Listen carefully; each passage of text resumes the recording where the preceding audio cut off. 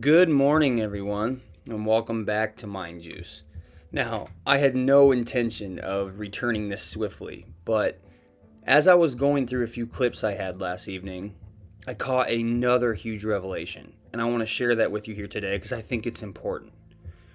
Simply put, Dan Walker asks Paul, when were you concerned about Nikki, or when did you know something was wrong? Paul proceeds to then give this timeline of events as to what happened that morning, right? But at one point, as he says that he put his gym clothes on and he's getting ready to leave, he slips and he says, "We're going to leave." Okay? Who the hell's we? All right? He's sitting on this couch. His partner's been missing for 2 weeks. She has not been found. Okay? And all of us out here don't think that he knows any more so than we do, right? She's missing, okay? Reflecting back on that morning in concern for your partner, you're not going to accidentally say, "We're going to leave," okay? And he's saying it as in, "We're getting ready to leave," okay? And he corrects himself and says, I, the rest of the way. But it's a slip, okay? You don't accidentally pluralize your memories. Okay, I hope that makes sense. So my question is, who the hell was with Paul at his house 10:30 to leave with him? I'll show you. Nothing out of the ordinary. Everything was normal. Because my working hours, because I work for a US firm, so my hours are like 6 hours behind UK time. So I don't usually stop. I know that that's true. 6 hours behind, that would be what? The Midwest he's referring to? I think he's saying this. Yes, he probably does start his workday later because of that. All right? But he's making it a point to reference this to explain why he didn't log into his computer until 10 a.m. Okay? Because from 9 to 10, he likely wasn't at his house, and he was out doing whatever dirty deeds he did. Okay?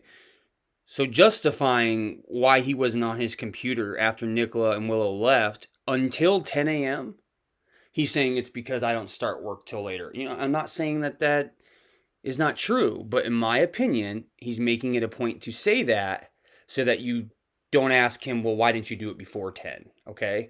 So he saves himself from anything before 10. It rationalizes away why he didn't start till 10. Till a bit later in the morning. So when Nikki takes the girls to school, I then know that I've got like an hour to myself on that morning when she takes them. So I always quite look forward to that, because I wave them off and then I go in the house and I put the cat. So why didn't you go upstairs to work until 10 a.m.? Because you were putting the kettle of tea on the stove? That's the problem. That hour between 9 and 10, he wasn't at that house. I'll make a cup of tea and I think, right, I've got an hour. Pete, so at what point are you thinking something's not right here? When did it feel, where's Nikki? At what point did that kick in? So she's usually back like 9:45 average, 10 o'clock. Okay, so I'm going to let this play through and I'm going to try not to interrupt it, but I'm going to explain this real quickly before I do. He says Nicola usually returns to the house between 9:45 and 10 a.m. Okay, that's normal. However, sometimes on occasion, she returns back home between 10:15, 10:20 if she gets caught talking to a friend. And he gives Emma as an example. All right? Now, if you really think about it from Paul's perspective as a partner, okay, by the time 10:20 comes around, if nothing's out of the ordinary, okay, and you don't know something off is set to happen, okay, if it's just a normal day, I don't think a partner is going to be sitting there at 10:20 and begin to get concerned. Why? Because there are occurrences sometimes where Nicola does return. She talks to Emma, right? But he tries to tell you that by 10:30, he's already putting on his gym shorts, which doesn't make sense. I'm not going to discuss that here. But he's ready to go out, and insofar as he's going to go look for it. He's that concerned by 10:30. But yet he's told you that she does return home at 10:20 sometimes. If you don't know anything is going on outside of normal routine, you're not going to go from 10:20. Why? Because there's a rational explanation to why she won't be there. Oh, she may just be talking to Emma. A partner's not going to have any reason to get concerned at that time because they know that sometimes Nikki has the tendency to do that. Okay? But Paul goes from 10:20 to 10:30. And at 10:30, he's so concerned, he starts to call her. Not once, right? In my opinion, okay, 10:20 comes around, I think to myself, well, she does talk to Emma sometimes. Keep doing your work, keep doing your work. 10:30 comes around, oh, heck, I'm going to give her a call and see what's going on, right? And then maybe you wait a little bit, 15 minutes to half hour. You get what I'm saying. Nope. 10:30 comes and Paul rings her up 3 times. Bang, bang, bang. Push. So I'd gone up into the office at 10, thinking that she'd be back in a minute. So I logged on. I was just going through some emails and stuff, setting my day up. And it got to say 10:15. And that's when I thought, she's later than usual, but I still wasn't particularly worried because she has come back at 10:20 sometimes. She might just get talking to Emma or another friend on a dog walk. Yeah, or anybody. So, it's not often, but she has got back at about 10:15, 20:10.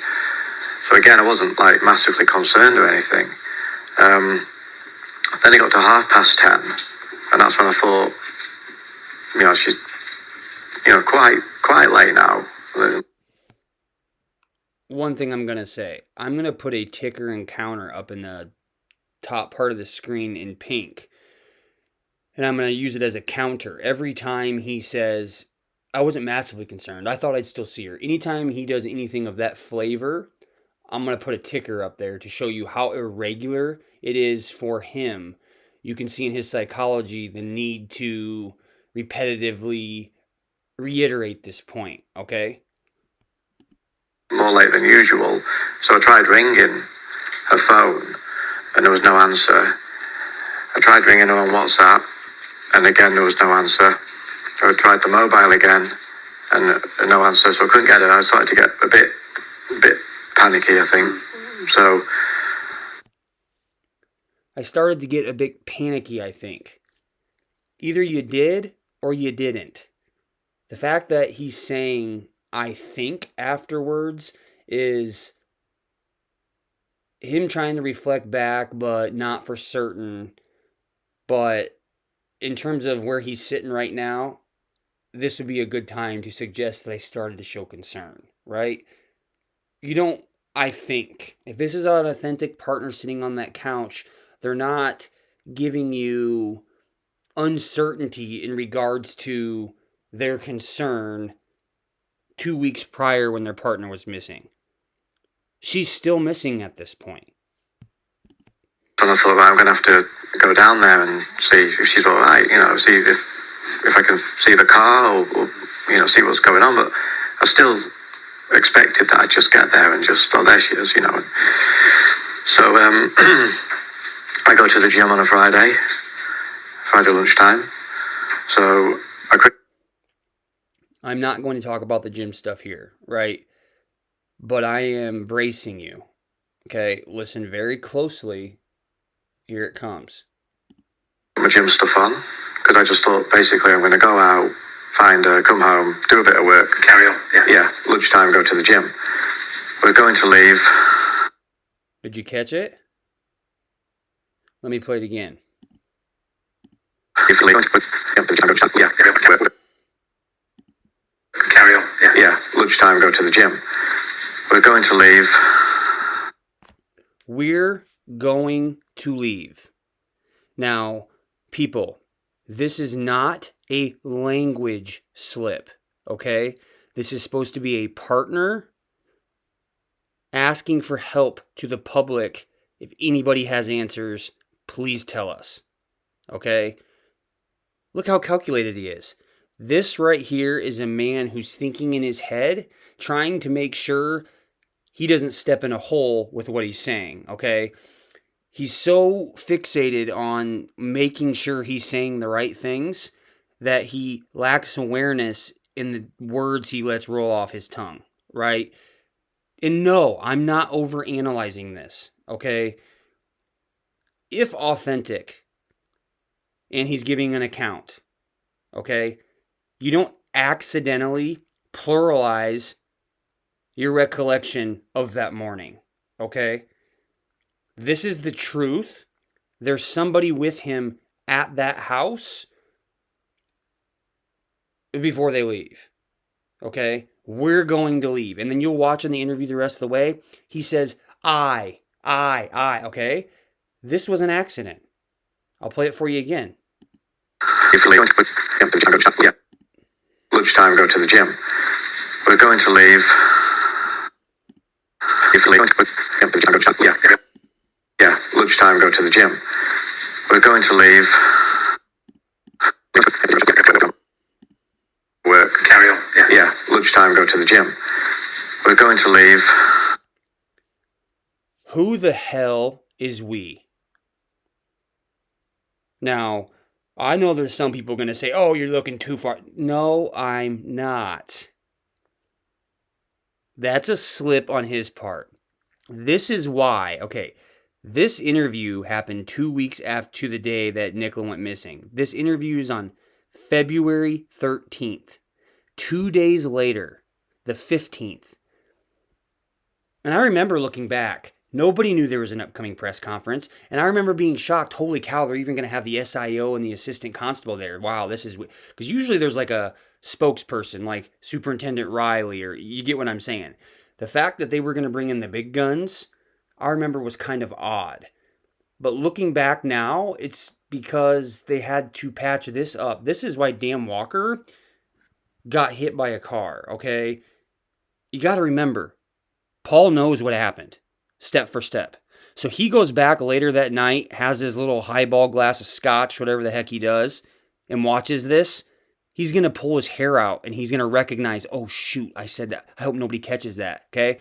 It's harder for us here on the outside to catch those little things, right? But I think the press conference on the 15th was an emergency, try to swoop in and save it, right? That's why Becky was so profound in her, I think it's obvious to see we've been inundated. There's no evidence. You get what I'm saying, right? Because the whole thing fell off rails here, right? But not a lot of people pulled out a lot of the discrepancies, okay? It's not an accident that he said we're, okay? The rest of the way he says I. Who the hell is we? Who the hell is we? The other person in black, like the garage owner says? It's somebody. And then the phone rang, and it was the school, and it was the receptionist at school, and she said, Mr. Ansell, it's a bit... This is the thing, too.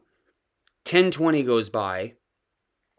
You would think that, oh, okay, well, sometimes she stays and talks to friends like Emma, right? 10:30 comes, he calls her 3 times. And he's so concerned, I'm going to go find her. Within this 10 minutes, he's like, I'm going to change my gym clothes on. There's no rationale behind it. And I'm going to go down and look and see if I can see her. Conveniently, at the same time, someone calls from the school, okay? So at this point, if he genuinely was concerned, and then you have a phone call miraculously come in at the same time, that would only further accelerate authentic emotions toward concern of a partner, right? He says it does, but then he goes, I'm still thinking I'd find her. I'm still thinking I'd find her, right? And then he goes on later and says, she'd never leave Willow. It's like our third child. He's even given you this stair step as to every reason why a partner would be really concerned in this situation. But Paul, because he's trying to make sure he doesn't look guilty, right? He's got to make sure he's swerving back and forth. He says, but I still think I can fight her. So it doesn't match up. Weird one. Willow. So it's a bit of a weird one, but we found Willow and Nicky's phone on the bench, and the harness halfway down the embankment on the floor. So, you're already worried at this point. Yeah, because I'm just about to leave. So I've got my gym stuff on. I'm about to leave, thinking that I'm gonna see her. You know. See, it doesn't make sense. There's no way that you're thinking you're gonna see her, given all those points of reasons to be concerned, right? But you heard him right there. I'm going to leave. I'm going to leave. If you go back when he says we're, that wasn't an accident. That was a slip. So get there and find her. Then I get that call, and in an instant, it's like your whole. Of course. Because I knew straight away that it wasn't normal. You know what I mean? Like, because I said, well, where is she? And like, well, they can't find her. So I also know that she would never in a million years leave Willow. Like, Willow is like our third child. So I know, like, she'd never, like, the fact that Willow's just in the field on her own, off the lead, obviously extremely concerning. So, obviously, I'm just in a mad panic then, you know, because I got hit by that weird, it's like your world just drops out because you know something's weird has happened. And what a choice of words. Weird, right? Something weird has happened. So I got in the car, drove down there, ran down the river to where the bench is. Somebody had Willow, and obviously there was a few other dog walkers there and stuff. There he says somebody had Willow. I thought he was tied up to the bench. So did somebody know Willow well enough to where they untied him and held him to give him to Paul? I'm not going to that's not that big of a deal, but it just doesn't add up with what the narrative is. Like that, handed me Willow, handed me Nicky's phone.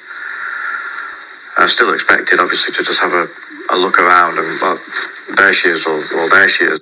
Do you not notice how many times he insistently tries to make it a point that he still thought everything was going to be okay?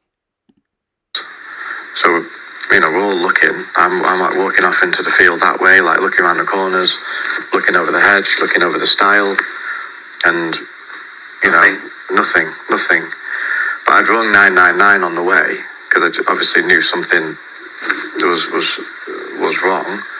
So the police rang me then, while I was at the bench, and said, look, you've got to get home, because the police are going to be coming to your house. We need somebody at your house. So he's going to say that he rang the police at 10 to 11, okay? If we rewind, Paul began to get concerned at 10:30, okay? He calls her 3 times, puts his gym clothes on for an irrational reason, gets a phone call from the school, and as we're getting ready to leave, or he was getting ready to leave, on his way over to Inskip, which is 4 miles, which is a 7 to 8 minute drive, he dials 999, and he says this is at 10 to 11. So about 20 minutes have surpassed, okay? You get home, the police are on the way there. So I'd rung the police at like, I think about 10 to 11, and they were there, like they got there 25 past, so they were there. So at 10 to 11, 10:50, he's calling the police on his way over to St. Michael's to see where his partner's at. How in God's name are the police already on their way over to his place in Inskip approximately a half hour later? How do they know what's going on? If they're just calling him back, why aren't they checking in to see what the concern is? Have you found anything? How did the police already preempt and skip those steps, right? You know, really, really quick. So I then, you know, I'd gone home then, taken Willow back. Police officer would come to the house, and although I was like obviously extremely worried and concerned, I still expected at any second to just go, oh, we found her, Found her. Like, dude, oh man, found her here or whatever. And that, that never happened. Like, that was just the day then just spiraled, and end of the day came and no answers. Personally, I'm 100% convinced it's not the river. That's my... Okay, so at this point on the 13th, he's 100% convinced it's not the river. Remember, the press conference with the police doesn't happen until the 15th, 2 days later. And then at the end of that, we hear Lawson say, we're going to have to talk with Becky and the team and consider moving, resources, moving the search away from the river, okay?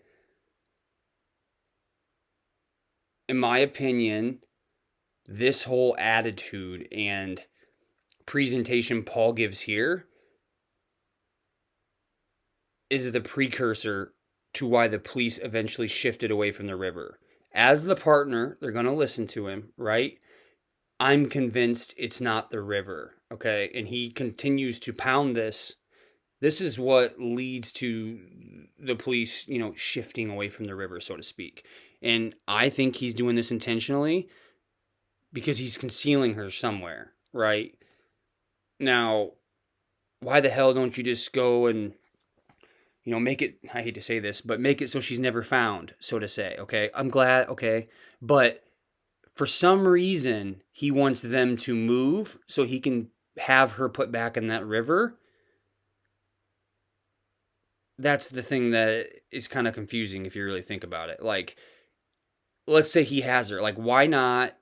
Pardon me here, okay? I'm not saying in terms of Nicola. I'm saying in general. If you're trying to get away with something, right? Go and tie a box of bananas to someone's feet and drop them in the sea, right? That sounds really dark, but that's a lot less likely that you ever get caught, right? But you have to put her in the river to fit the police working hypothesis. You have to put her in the river so the police aren't humiliated. That's why she had to be back in the river. Now, this is where the discord with Paul and the police is. Here, he's kind of suggesting, it's not the river. I'm 100% convinced she's not the river. So the police then shift their resources away, and then she's placed there. Snowden comes along. They predicted it all along. 23rd day, they were great. She was in the river, working hypothesis works. We're not going to explain the weir or anything else that doesn't make sense. Accident. Right? You see this little dancing going on? Opinion. It's horrendous because people don't just vanish into thin air. It's absolutely impossible. So something has happened. Something has happened. Find out what it is. Find out what it is. There has to be a way to find out what happened. There has to be. You cannot walk your dog down a river and just vanish into thin air. Something happened that day. Something. And it wasn't an accident. It wasn't an accident. Find out what it is. And my plea now is, personally, I want every house, every garage, every outbuilding, the land scrutinised. I want it all searched. I want it all scrutinised. Every piece of it. And you're not going to appease me with anything else. See, knowing we know now, this doesn't make sense. Because at Inquest, he's supposedly crying and trying to present to the coroner, Adeley, this idea of she has to juggle all these things in her life. Maybe she slipped and fell in that way. Adeley says that could be a possibility. Here back on the 13th, he's insisting the police flip everything. I want everything scrutinized. Nothing else is going to appease me.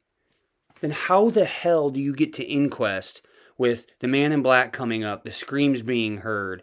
Clearly the police have never looked anywhere else.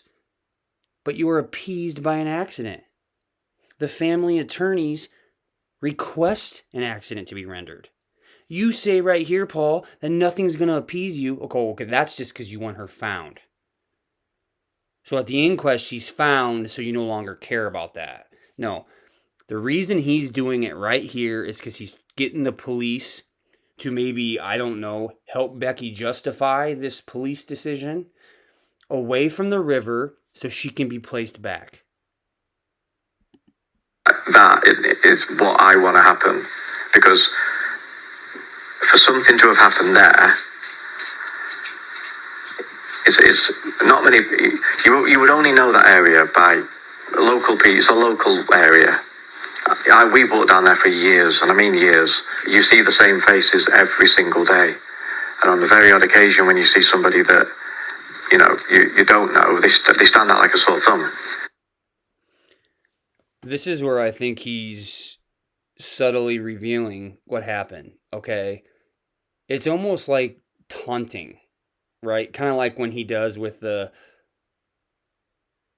police first question me, right? That real brazen, bold, I'm going to do this because people won't think I'm guilty. He just said, anybody that doesn't look odd sticks out like a sore thumb. Mr. Fife suggested the man in black was awfully strange. And then when he drove by with his car, the person had gone. Okay? Look at his face. Are you kidding me? This man's a monster. He's taunting anybody that saw him to call it in. You could never guess it was me, because if it was him, he wouldn't say that. He's playing these psychological games, okay? There's so much psychological manipulation in this entire case. It's insane and causes me to slam my head against the wall. Not really, but it's frustrating. And I think that's an important point to make, because there might be some people watching this thinking, why are you doing this? Why are you talking to us? And the reason you're doing that, I don't want to put words in your mouth, is because you feel that somebody out there knows something, and that's the appeal that you're trying to make. Yeah, definitely. And I'm just pleading with them to just please, anything, no matter how tiny, just please, just come forward with it, please, because that could be the key. See, like right here, looking back now, man in black, two ladies screaming.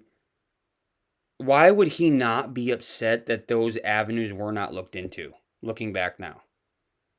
In fact, no, he's encouraging attorneys to request an accident. See, it doesn't make sense. At this stage, on the 13th, he has one motive, and it's to continue to unravel his plot. Get the police to shift focus away, the body can be placed, right? And then the rest falls in sequence. To finding her. And as a family, we're not bothered about anything else. Like, there's nothing else. The only thing is we just have to find her and held to it. It's a hellish situation with the layer of hell that... Did you just hear him there? He didn't even know how to answer the question. He just said hell, hellish 3 times. He's so disconnected from... He's so cold. His psychopath. No, not knowing what's happened yet. And then also having Willow, who... And you heard him there too. Not knowing what's happened yet. Now, there are hundreds of families across the globe that have missing cases to where they don't have answers. There are parents who live to an old, healthy age, pass away without answers as to where their daughter or their son is. Okay? So when he says, sitting there on the 2-week anniversary of her going missing, yet, that's not something a normal partner would say in that situation. Go watch an authentic case where there's a partner who actually has nothing to do with it. He's not going to say, yet. It's going to be, I hope we can get answers. I hope we can find her, right? He's already given you this rounded out projection, right? I hope that makes sense. probably does know what happened, but she can't tell us, can she? And she's a very sensitive dog. I did take her back there first thing on the Saturday. The next day? The next day, I took her back there first thing. How did she react to that then? Well, I was praying and hoping that once we got to the gate, that she would do something different, just to give, take you somewhere. Yeah, just give some sign of some kind. But she, bless her, she just went through the gate like any other normal day and ran into the field and looked at me excited that she was there for a walk. I was saying to her, where's mummy, and she was just looking at me like... This is why I have 100% absolute conviction that I don't think Nicola went ever past that kissing gate that morning. I think Willow was brought to that area, and the whole idea of him running between the fence and the bench, all the discrepancies there, that part's made up. Okay, Penny says the dog looked giddy. Had Nicola went in that water, Nicola would have jumped in. Okay, and sorry, sometimes I refer to Nicola as a male. It's not on purpose. Definitely wasn't giddy. Would have been running him down the fence. The fact that Willow's not reacting when Paul shows up to pick Willow up the next day, right? And I believe he goes with Emma that next day, which is interesting, right? But remember way back when there's reports of Willow barking out in the grass before then? And then way back in the beginning, there was reports of a bark up in the upper field by the Rowan water. Whatever happened to those? You don't hear that anymore. So there's so many things with Willow, nothing's consistent. Not a single fact with Willow is consistent. Even in here, you hear that somebody had Willow and handed her to him. So Willow wasn't tied up? Like everything around Willow is not consistent. Willow was staged with the phone in the harness. Okay? Whatever happened before that kissing gate. Now, if there was a female in that field that was on a phone and all this, then it's not Nicola, okay? I do not think Willow would be in that field. Water, whatever the hell happened, is going to be running around that field when Paul gets there, not reacting to his mom missing. The next morning, not reacting to mom missing. Like, Nicola was never past that kissing gate. Let's go for a walk. I don't know whether you've read the stories, the accusations, all the theories that are out there. Does that upset you? Or before he goes here, I'm going to say something. There's numerous examples of partners in the past or people who end up found out later that are guilty that try to play this card, okay? Because they know it's coming, so they take it upon themselves and they jump the gun and they try to use this as a, well, if he was guilty, he wouldn't say that. If he was guilty, he wouldn't come out and say that. No, that's the reverse psychology, okay? I can't remember the term for it, but it's an idea of use everything that they have or they can use against you. Use it first. So by the time it's their turn, they have nothing on you. And that's what he's doing. Dan Walker's leading him into the question, and he's about ready to grab it by the horns and say, look at the partner. I told him to. He's trying to own it. Like, look at me. See, I wouldn't say this if I was guilty. It's reverse psychology. This man is calculated, cold as hell. Cold as hell. Are you happy that people are talking about and trying to find a solution? It would be upsetting, of course, if I let myself read it all. Don't get me wrong, I have seen some stuff. Most people have been amazing. Yeah. You're always going to get that 2% of people that, for whatever reason, say and do not very nice things. But I don't want to give any energy to that. Like, my energy is just finding Nikki. I read one that said the police need to look. So like right here, he's going and running and offering it up. Partner, and I'm sort of like, well, yeah, that's the first thing that they do. Like, Of course it is. Yeah. You know, like You call 999 at 10:50 on your way over to St. Michael's to check into your partner who you're concerned for. They're at your house in Inskip by 11:25.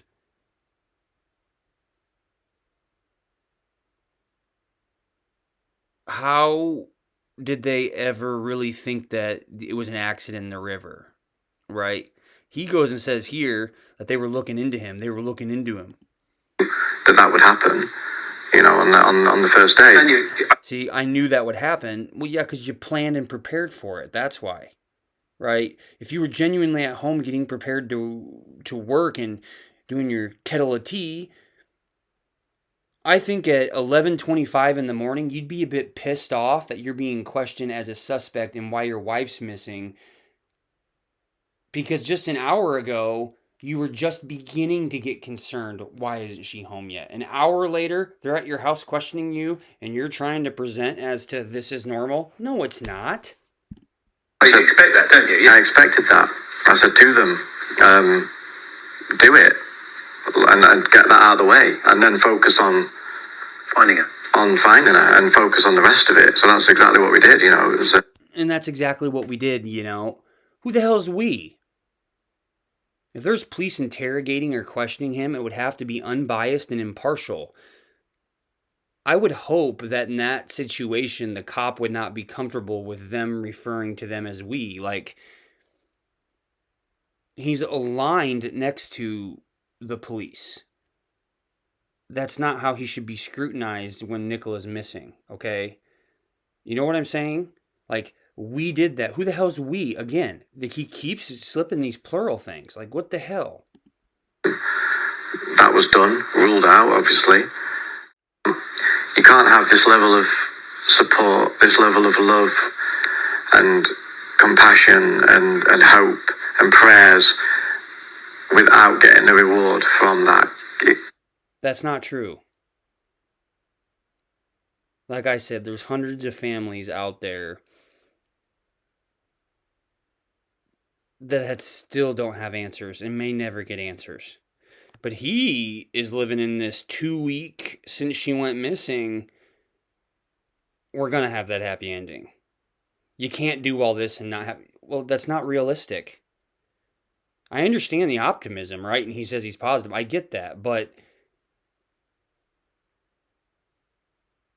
if he wasn't connected to this and she was missing, let's say some serial killer got her or something like that, you may never see her again. How can he be so... You just can't do that and not get answers. That's not realistic, right? This man right here, Paul Ansell, is trying to act like a genuine partner of a missing person, okay? He's not genuine at all. This interview, you watch it enough times, was a big mistake by him. A big, big mistake. In my mind, that is impossible. You know, when you think of all the hope and everything that's going out there, it has to come back. And that has to bring her home. I really appreciate you talking to us. I know it's impossibly difficult. You've described your life at the minute as a living hell. I hope what you said makes a difference as well. And I think everybody watching this will join me in saying that we all hope that Nikki comes home and that she is safe and well and you can be back together. Yeah. Thank you. Thank you, Paul. Yeah. Thank you, Paul. Look at his face. He is so evil. I don't care what anybody says. Before I dabble into this a little bit, I'm going to make a few comments. One thing I want to make clear. So I've talked about Sherlock, Truman, 23, things like that. I've had some people say, you're saying this movie, that movie, which one is it? Okay, I'm going to say something here. I thought it was clear. I'm not saying anybody in this story is acting out anything to do with the movie. What I am saying is there is clear collusion, manipulation, deception all over the place. The stories don't add up. With that said, there is psychological underpinnings behind the strategy of those trying to lead everybody away from the truth. So I'm looking into different things like Sherlock, Truman, 23, because they're present in the case, especially 23. It's everywhere. All right? And it's not the Enigma thing. 23rd day, it's everywhere. On the bench, right? I don't literally mean that. I am metaphoring, trying to come up with similarities. All right? Truman was interesting because of the female dynamic, right? And that's just the first of many. I'm not going to discuss it here. And you get people in the comments, and this stuff doesn't bother me. I know a lot of you guys don't play into that, but you need to get your mental health checked out. I have a license for that.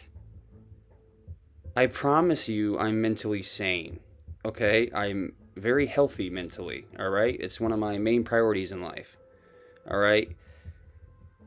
There, unfortunately, is some people out there that if Becky came forward in a press conference tomorrow and she gave you the weather forecast for this upcoming weekend and she told you there's going to be a high chance of blue flying pineapples and to be on the lookout, there's literally some of you, not my followers and supporters, right, but commenters, that would literally believe it and be on the lookout for blue flying pineapples. Not able to rationalize why is a senior investigating officer giving a weather forecast. Okay? You understand what I'm saying. You don't think about it, right? It's stupid. You need to let it go. You need to leave the family around. If you cannot see that there is clearly something wrong here, then I ask you, please, go away. I do not want you here.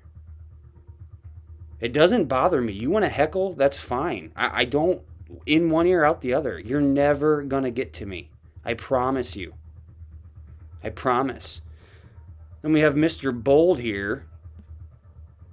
There's numbnuts. Peter, don't you think you should be making a comment asking the armchair detectives to respect Nicola Bulley's family's wishes and end the unfounded theories and speculation?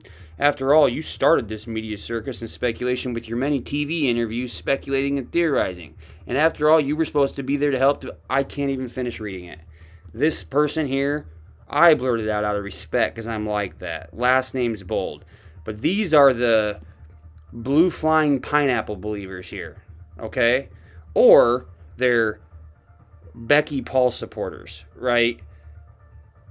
That's fine. You do you. You don't have to agree with me. I'm open to other opinions, okay? But don't do this crap and bring it my way, okay? I have no tolerance for idiots, okay? I mean, all you're doing is writing... I don't even know how to explain it. Like, it is so blasphemous to me that I'm from America. I have no reason to be on anybody's side in this case. I followed it from the beginning. Shit doesn't add up, okay? That's the side that I'm on. Nicola's truth. So these people that are so easily bought out, I don't understand. I really do not understand. Now, what pisses me off, and someone said, oh, if I were Paul, I'd sue the ass off you. Bring it. Because then I have a chance legally to back myself up. And I have experience, and I will be ready to do that. Okay? And I'm being sincere as hell. Alright? And this is what ticks me off. You get people saying this crap. You're forgetting the person who got drugged through the mud in this situation. Nicola Bulley, okay? Her end of life is being lied about. Listen to this. They ripped her. You want to... you're saying this about Emma and you're saying this about Paul. What about Nicola? Okay? Like I said, I wouldn't bring it up if you're not crooked. All right?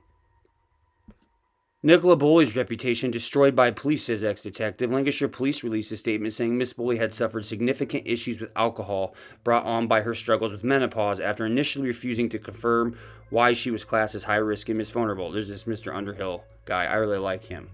See, that's who I align with, is people who are good humans. Like, all of us do things here or there, right? That's life. I'm not perfect, right? But, like, people who act out for the goodness in humanity, right?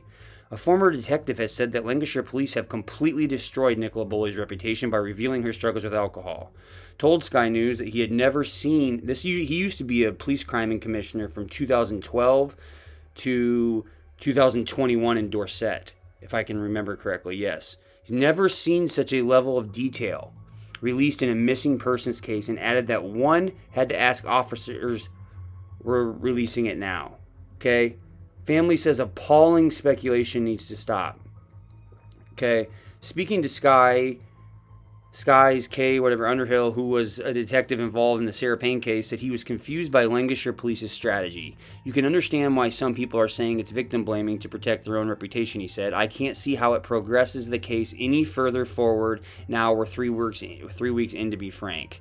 Having apparently found no trace of the mother of two for more than 20 days, police yesterday revealed that they had classified Miss Bulley as high risk owing to a number of specific vulnerabilities. After initially refusing to elaborate on what those vulnerabilities were at the press conference, Lancashire police subsequently released a statement saying Nicola had in the past suffered with some significant issues with alcohol, which were brought on by her ongoing struggles with the menopause, and that these struggles had resurfaced over recent months. This caused some real challenges for Paul and the family, it added in references to Miss Bulley's partner. Previous police house call. Detectives also revealed that they had been at Miss Bulley's house this week, the week before she disappeared, to check on her welfare, which Mr. Underhill said would have suggested another line of inquiry, which they didn't care about, right? I'm not going to go all the way into it. Long story short, when you say those things about, you're saying this about about Paul or Emma, what about Nikki? They're saying she died of an accident, and she didn't. And you want to come at me and say, like, you know what's funny? You look at my comments, you can very clearly tell who the Paul pumpers are. I mean, it's so clear. It's so clear. It's so clear.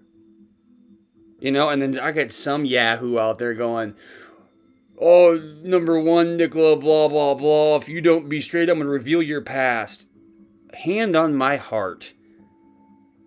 I have nothing to hide in my past. I've never even received a ticket. I probably should have gotten a speeding ticket, over the last 2 decades, here or there, but I haven't. I have nothing to hide.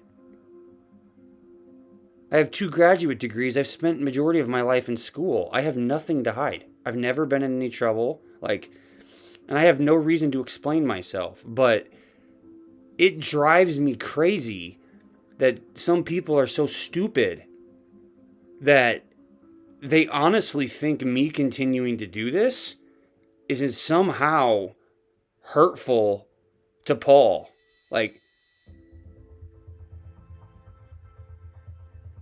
Have you watched anything I've done? I'm not making this crap up. If he was innocent, I can't keep finding things. And I'm not making up something that's not there. Look at the police. This is my opinion, okay? Becky is crooked. There's either drugs, which is the 165 pounds of heroin that they just used recently. There's either drugs. I mean, that's what I think it is. Paul Shell's companies. There's some product and money going around that is more important than is the truth of Nicola Bulley. Okay? Now, I know it's possible that maybe they're just going to let this one go, and maybe down the road, police are going to hit a bigger bust. Well, it's still not ethical to do it that way. Okay? And I would disagree with how they did it. I mean, Becky's demeanor, how she spoke, Snowden, my lord, don't even get me started. I do not like that guy. I strongly he is You want to see someone that's got so much pride they don't even realize. I mean, he is something else. He is the biggest fraud. Oh man. But yeah, I think there's something to do with drugs or money here. Has to be.